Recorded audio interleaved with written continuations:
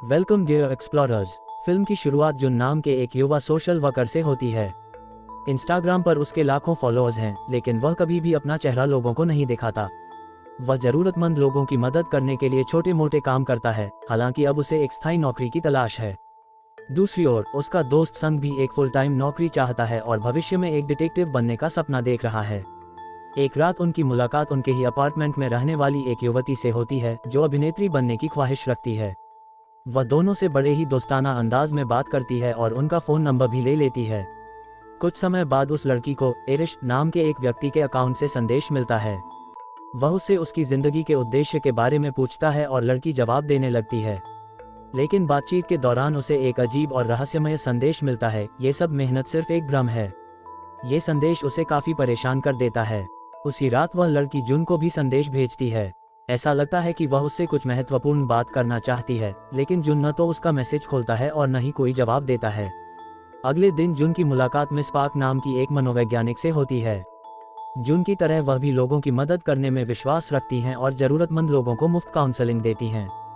कुछ देर बातचीत करने के बाद जुन उनकी तस्वीर अपने इंस्टाग्राम पर पोस्ट करता है, ताकि जिन लोगों को मानसिक सहायता की आवश्यकता हो वे उनसे संपर्क कर सकें। उसी रात जब संग जुन से मिलने आता है तो उसे उनकी बिल्डिंग के पास एक संदिग्ध व्यक्ति कैमरा लिए दिखाई देता है। ऐसा लगता है कि वह किसी की चोरी छिपे तस्वीरें ले रहा था, लेकिन जैसे ही संग उसकी ओर बढ़ता है वह तुरंत वहां से चला जाता है। बाद में संग और जुन आपस में बात करते हैं। जुन बताता है कि पिछली रात उसकी पड़ोसी लड़की ने उसे मैसेज किया था। वह उससे मिलना चाहती थी और शायद किसी परेशानी में थी, लेकिन उसने जवाब नहीं दिया। ये सुनकर संग कहता है कि उसे कम से कम एक बार जवाब देना चाहिए था। उनकी बातचीत अभी खत्म भी नहीं होती कि उन्हें एक बेहद चौंकाने वाली खबर मिलती है, वही लड़की अब इस दुनिया में नहीं रही। ये खबर सुनकर जुन पूरी तरह टूट जाता है। उसे लगने लगता है कि कहीं न कहीं उसकी चुप्पी ही उस लड़की की मौत की वजह तो नहीं बन गई। वह खुद को दोष देने लगता है और सोचता है कि अगर उसने उस रात उसकी मदद की होती तो शायद आज वह जिंदा होती। पुलिस की जांच पूरी होने के बाद जुन लड़की के कमरे में जाता है और उसके सोशल मीडिया अकाउंट्स तथा मैसेजेस की जांच शुरू करता है। तभी उसे पता चलता है कि लड़की की आखिरी बातचीत एरिश की गर्ल नाम के एक रहस्यमय अकाउंट से हुई थी। उन संदेशों को पढ़ने के बाद जुन को यकीन हो जाता है कि इन्हीं रहस्यमय मैसेजों ने लड़की को इतना प्रभावित किया कि उसने अपनी जान लेने जैसा खतरनाक कदम उठा लिया। जुन ये भी बताता है कि उनकी पड़ोसी लड़की की मौत से पहले उसे इसी रहस्यमय अकाउंट से संदेश मिले थे। अब जुन और संग उसी अकाउंट पर मैसेज करके पूछते हैं, तुमने हमारी पड़ोसी के साथ क्या किया? लेकिन जवाब और भी ज्यादा डरावना होता है। सामने से संदेश आता है, मैंने कुछ नहीं किया, ये सब मृत्यु की देवी का कार्य है जिससे कोई भी बच नहीं सकता। यह जवाब पढ़ने के बाद जुन और संग की शंका और भी मजबूत हो जाती है। उन्हें यकीन होने लगता है कि इस अकाउंट के पीछे कोई बेहद खतरनाक व्यक्ति छिपा हुआ है। वे तुरंत इस मामले की जानकारी एक डिटेक्टिव को देते हैं और उसे सारे सबूत दिखाने की कोशिश करते हैं। हालांकि डिटेक्टिव उनकी बातों को गंभीरता से नहीं लेता। वह कहता है, तुम्हारी पड़ोसी ने आत्महत्या की है, पोस्टमार्टम रिपोर्ट साफ है और किसी दूसरे व्यक्ति की संलिप्तता का कोई प्रमाण नहीं मिला है। डिटेक्टिव के इस जवाब से जुन और संग निराश हो जाते हैं। उन्हें महसूस होता है कि अगर वे कुछ नहीं करेंगे तो उस लड़की को कभी न्याय नहीं मिलेगा। इसलिए दोनों फैसला करते हैं कि वे खुद इस रहस्य की तह तक पहुंचेंगे और यही उस लड़की की आखिरी मदद होगी। इस रहस्यमय अकाउंट के बारे में अधिक जानकारी जुटाने के लिए वे एक कुशल हैकर की मदद लेते हैं। हैकर अकाउंट की वास्तविक लोकेशन और पहचान खोजने की कोशिश करता है, लेकिन असफल रहता है क्योंकि अकाउंट चलाने वाला व्यक्ति अपनी पहचान छिपाने के लिए उन्नत तकनीकों का इस्तेमाल कर रहा था। फिर भी जांच के दौरान उन्हें एक बेहद चौंकाने वाला पैटर्न दिखाई देता है। वे पता लगाते हैं कि जिस भी व्यक्ति को इस अकाउंट से संदेश मिलता है उसकी मौत 1 या 2 दिनों के भीतर हो जाती है। ये जानकारी जुन और संग को अंदर तक हिला देती है। अब उन्हें लगने लगता है कि इस अकाउंट के पीछे कोई मानसिक रूप से विकृत और बेहद चालाक सीरियल किलर हो सकता है, जो लोगों को सीधे नुकसान पहुंचाने के बजाय उनके मन से खेलकर उन्हें विनाश की ओर धकेलता है और अपने पीछे कोई सबूत भी नहीं छोड़ता। इसी बीच कहानी में एक और रहस्यमय मोड़ आता है। सामने वाली इमारत में रहने वाला एक अज्ञात व्यक्ति लगातार जुन और संग की तस्वीरें चोरी छिपे खींच रहा था। ये वही संदिग्ध आदमी था जिसे संग पहले भी देख चुका था। अब हालात और भी उलझ चुके थे। जुन और संग समझ नहीं पा रहे थे कि आखिर यह व्यक्ति कौन है और उनका पीछा क्यों कर रहा है। अगले दिन वे फिर से मिस पार्क नाम की मनोवैज्ञानिक से मिलने जाते हैं। वे उनसे एक महत्वपूर्ण सवाल पूछते हैं, क्या केवल शब्दों और मानसिक दबाव के जरिए किसी इंसान को इतना प्रभावित किया जा सकता है कि वह अपनी जान लेने जैसा कदम उठा ले? मिस पाक गंभीर स्वर में जवाब देती हैं, हाँ, अगर किसी व्यक्ति को मनोविज्ञान की गहरी समझ हो तो वह दूसरे लोगों की भावनाओं और कमजोरियों का फायदा उठाकर उन्हें मानसिक रूप से तोड़ सकता है। ऐसे लोगों से हमेशा सावधान रहना चाहिए। ये सुनकर जुन और संग और भी चिंतित हो जाते हैं। उन्हें एहसास होता है कि वे शायद किसी बेहद खतरनाक और चालाक व्यक्ति का सामना कर रहे हैं। इसके बाद वे अपने एक करीबी दोस्त से मिलते हैं और उसे पूरी कहानी बताते हैं। वे समझाते हैं कि जिस किसी को भी इस रहस्यमय अकाउंट से ऐसे संदेश मिलते हैं वह कुछ ही दिनों के भीतर रहस्यमय परिस्थितियों में अपनी जान गंवा देता है। उनका दोस्त उनसे कहता है, तुम लोगों को इस बारे में जितना हो सके उतने लोगों तक जानकारी पहुंचानी चाहिए ताकि और लोगों की जान बचाई जा सके। इसी बीच जब वे वहां से निकलने ही वाले होते हैं तभी उन्हें नूरी का फोन आता है। नूरी घबराई हुई आवाज में उन्हें तुरंत अपने ऑफिस बुलाती है। जब वे वहां पहुंचते हैं तो नूरी उन्हें एक चौंकाने वाली बात बताती है। वह कहती है कि उसे भी उसी रहस्यमय अकाउंट से संदेश मिला है। ऐसा लग रहा था कि आराश को पता चल चुका था कि वे सभी उसके बारे में जानकारी इकट्ठा करने की कोशिश कर रहे हैं। नूरी बताती है कि उस अकाउंट से उसे एक संदेश मिला था जिसमें लिखा था, तुम्हारी जिंदगी का उद्देश्य क्या है। ये सुनकर जुन और संग के चेहरे का रंग उड़ जाता है। इसके बाद नूरी और भी डरावनी बात कहती है, मुझे पूरा यकीन है कि इस समय कोई हम पर नजर रख रहा है। नूरी की यह बात सुनकर दोनों की चिंता और बढ़ जाती है। अब उन्हें अपनी सुरक्षा के साथ साथ नूरी की भी फिक्र होने लगती है। जब वे ऑफिस से बाहर निकलते हैं तो सामने वाली इमारत की छत पर उन्हें वही संदिग्ध लड़का दिखाई देता है जो लगातार उनकी तस्वीरें ले रहा था। वे उसे पहले भी कई बार देख चुके थे और एक बार पकड़ने की कोशिश भी की थी, लेकिन वह हर बार भाग निकलता था। इस बार वे तुरंत नूरी को फोन करते हैं और बताते हैं कि वह लड़का उसकी बिल्डिंग की छत पर मौजूद है। नूरी बिना समय गंवाए ऊपर पहुंचती है और आखिरकार उसे पकड़ लेती है। इसके बाद वे उसे अपने साथ घर ले आते हैं और सख्ती से पूछताछ शुरू करते हैं। कुछ देर दबाव डालने के बाद वह लड़का सच उगल देता है।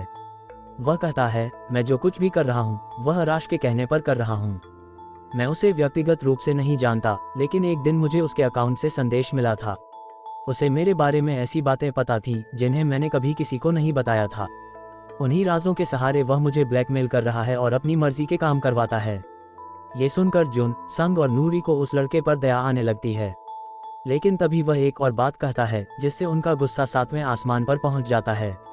वह मुस्कुराते हुए कहता है, वैसे लोगों की जासूसी करना और उनकी तस्वीरें लेना मेरा शौक भी है। उसकी यह बात सुनते ही जुन और संग अपना आपा खो बैठते हैं और उस पर हमला करने की कोशिश करते हैं, लेकिन नूरी बीच में आकर उन्हें रोक देती है। पूरी कहानी सुनने के बाद उन्हें एहसास होता है कि यह लड़का उतना मासूम नहीं था जितना पहली नज़र में दिखाई देता था। उसके व्यवहार में कई अजीब बातें थीं और वह गंभीर रूप से ऑनलाइन गेम्स तथा इंटरनेट की दुनिया में डूबा हुआ व्यक्ति था। हालांकि इससे पहले कि वे उससे और जानकारी निकाल पाते, अगली सुबह उन्हें एक डिटेक्टिव का फोन आता है। इस बार उसके पास एक महत्वपूर्ण खबर थी। डिटेक्टिव बताता है, तुम लोगों के अलावा भी कई लोगों ने आराश गिल नाम के इस व्यक्ति के खिलाफ शिकायत दर्ज करवाई थी, इसलिए हमने तुरंत उसकी जांच शुरू कर दी। वह आगे कहता है, काफी कोशिशों के बाद हमें उसका पता मिल गया और हम उसे गिरफ्तार करने के लिए उसके घर पहुंचे, लेकिन जब हम वहां पहुंचे तो हमारे होश उड़ गए। जुन, संग और नूरी सांस रोके उसकी बात सुनते हैं। डिटेक्टिव गंभीर आवाज में कहता है, हम उसे गिरफ्तार नहीं कर सके क्योंकि उससे पहले ही वह मर चुका था। हमने उसे उसके घर में मृत पाया। ऐसा प्रतीत होता है कि उसने खुद अपनी जान ले ली थी। ये खबर सुनकर तीनों पूरी तरह स्तब्ध रह जाते हैं। जिस व्यक्ति को वे इतने दिनों से ढूंढ रहे थे वह अब इस दुनिया में ही नहीं था। लेकिन सबसे बड़ा सवाल अभी भी बाकी था, अगर आराश मर चुका है तो क्या ये पूरी कहानी यहीं खत्म हो गई या फिर इसके पीछे कोई और भी छिपा हुआ है। ये खबर सुनकर जुन को कुछ राहत महसूस होती है। उसे लगता है कि शायद अब ये डरावना सिलसिला खत्म हो चुका है। डिटेक्टिव भी उसे समझाते हुए कहता है, अब चिंता करने की कोई जरूरत नहीं है। अपने अंदर के जासूस को थोड़ा आराम दो और अपनी जिंदगी पर ध्यान दो। उसी रात जुन अपने दोस्तों संग और नूरी को भी यह खबर बताता है, लेकिन नूरी इस बात को मानने के लिए तैयार नहीं होती। वह कहती है, मुझे इस कहानी में कुछ गड़बड़ लग रही है। इतना चालाक और प्रभावशाली अपराधी इतनी आसानी से हार मान ले, ये बात मेरे गले नहीं उतरती। नूरी की शंका जल्द ही सच साबित होने लगती है। रात को जब नूरी अपने घर पर आराम कर रही होती है तभी उसके फोन पर फिर से उसी रहस्यमय अकाउंट से एक नया संदेश आता है। दूसरी ओर कहानी में एक रहस्यमय दृश्य दिखाया जाता है जहां समुद्र किनारे एक अज्ञात व्यक्ति खड़ा दिखाई देता है। उसका चेहरा साफ नहीं दिखाया जाता, लेकिन संकेत साफ था जिसे सभी लोग खत्म समझ रहे थे। वह शायद अभी भी खेल में मौजूद था। इसी दौरान जुन के सोशल मीडिया इन्फ्लुएंसर दोस्त का फोन आता है।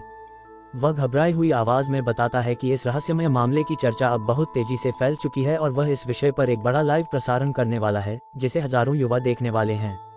ये सुनकर जुन और संग के होश उड़ जाते हैं।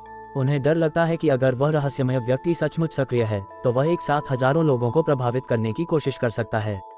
वे तुरंत नूरी से संपर्क करना चाहते हैं क्योंकि उनके अनुसार वही एकमात्र व्यक्ति थी जो अपनी तकनीकी जानकारी और हैकिंग कौशल से इस खतरे को रोक सकती थी। लेकिन जब संग नूरी को फोन करता है तो उसकी आवाज़ कुछ बदली हुई और असामान्य लगती है। नूरी धीमे स्वर में कहती है, मैं अब इस मामले में और आगे नहीं बढ़ना चाहती। उसकी आवाज़ में छिपी बेचैनी और दर्द को संग तुरंत महसूस कर लेता है। उसे एहसास हो जाता है कि कुछ गंभीर बात हुई है। बिना समय गंवाए वह जुन को साथ लेकर नूरी के पास पहुंचता है। वहां पहुंचकर उन्हें पता चलता है कि नूरी गंभीर संकट में है और उसे तत्काल चिकित्सकीय सहायता की आवश्यकता है। सौभाग्य से वे समय रहते पहुंच जाते हैं और तुरंत मदद बुलाते हैं। नूरी को अस्पताल ले जाया जाता है जहां डॉक्टर उसकी हालत को स्थिर करने की कोशिश करते हैं। अब जुन और संग समझ चुके थे कि उनका दुश्मन केवल लोगों की जानकारी ही नहीं जुटाता बल्कि उनकी मानसिक कमजोरियों का भी फायदा उठाता है। इसके बाद वे अपने सोशल मीडिया वाले दोस्त की मदद लेते हैं और उसके ऑनलाइन प्लेटफॉर्म के जरिए एक लाइव प्रसारण शुरू करते हैं। इस बार उनका उद्देश्य साफ था, वे उस रहस्यमय व्यक्ति को खुली चुनौती देना चाहते थे। लाइव प्रसारण में संग सीधे उसे चुनौती देता है, लेकिन जवाब में जो होता है वह संग को अंदर तक हिला देता है।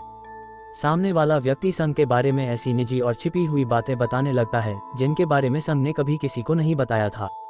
ऐसा लग रहा था मानो उसे संग की जिंदगी का हर राज पता हो। संग पूरी तरह स्तब्ध रह जाता है। उसकी समझ में नहीं आता कि सामने वाला व्यक्ति उसके बारे में इतनी गहराई से कैसे जानता है। अब स्थिति पहले से कहीं ज्यादा खतरनाक हो चुकी थी।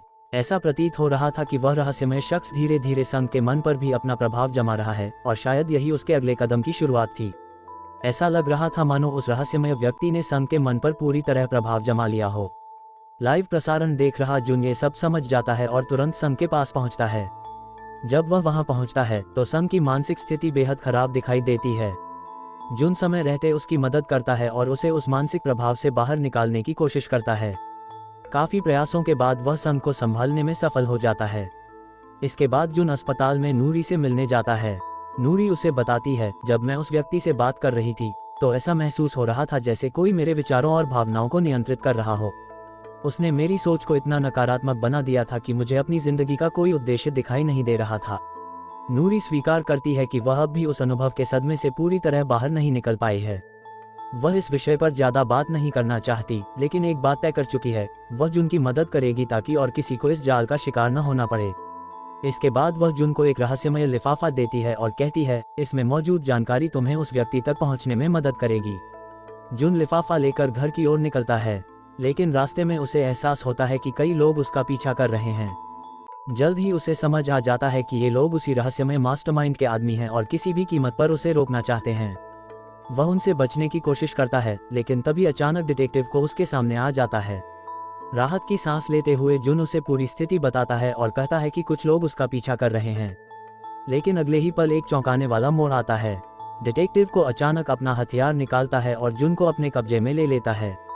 इसके बाद वह उसे एक सुनसान और अज्ञात जगह पर ले जाता है। वहीं पर एक बड़ा राज सामने आता है। डिटेक्टिव स्वीकार करता है कि वह भी उस रहस्यमय व्यक्ति के दबाव और ब्लैकमेल का शिकार बन चुका था। उसने पहले जो खबर फैलाई थी कि वह अपराधी मर चुका है, उसका उद्देश्य केवल जुन को जांच पड़ताल छोड़ने के लिए मजबूर करना था। डिटेक्टिव बताता है, मैं चाहता था कि तुम इस मामले से दूर हो जाओ, लेकिन जब तुमने हार मानने से इनकार कर दिया तो मुझे ये कदम उठाना पड़ा। वह आगे बताता है कि उस रहस्यमय व्यक्ति के पास उसकी निजी जिंदगी और करियर से जुड़ी ऐसी जानकारियां थीं जो सामने आ जाती तो उसका पूरा भविष्य बर्बाद हो सकता था। इसी कारण वह मजबूर होकर उसकी मदद कर रहा था। सबसे हैरान करने वाली बात यह थी कि डिटेक्टिव खुद भी उस व्यक्ति की असली पहचान नहीं जानता था। वह केवल उसके आदेशों का पालन कर रहा था। लेकिन अब कहानी एक और बड़ा मोड़ लेने वाली थी, क्योंकि वास्तव में जुन उस रहस्यमय अपराधी की असली पहचान का पता लगा चुका था और अब वह उसके सबसे बड़े रहस्य का पर्दाफाश करने वाला था। नूरी द्वारा दिया गया वह रहस्यमय लिफाफा आखिरकार अपना राज खोल देता है। उसके अंदर उस व्यक्ति की असली पहचान से जुड़ी जानकारी थी और सच जानकर जुन के पैरों तले जमीन खिसक जाती है। जिस रहस्यमय शख्स को वह इतने समय से ढूंढ रहा था वह कोई और नहीं बल्कि मिस पार्क थी, वही मनोवैज्ञानिक जो शुरू से लोगों की मदद करने वाली और जुन की सबसे बड़ी समर्थक बनकर उसके सामने आती रही थी। जुन कुछ समझ पाता उससे पहले ही मिस पार्क खुद बोलना शुरू कर देती हैं। वह कहती हैं, क्या तुम्हें 3 साल पहले की वह घटना याद है जब तुमने एक रेस्टोरेंट के बारे में नकारात्मक समीक्षा पोस्ट की थी? तुम्हें वहाँ का खाना पसंद नहीं आया था, इसलिए तुमने अपनी राय सार्वजनिक कर दी। वह आगे कहती हैं, तुम्हारे लाखों फॉलोअर्स थे।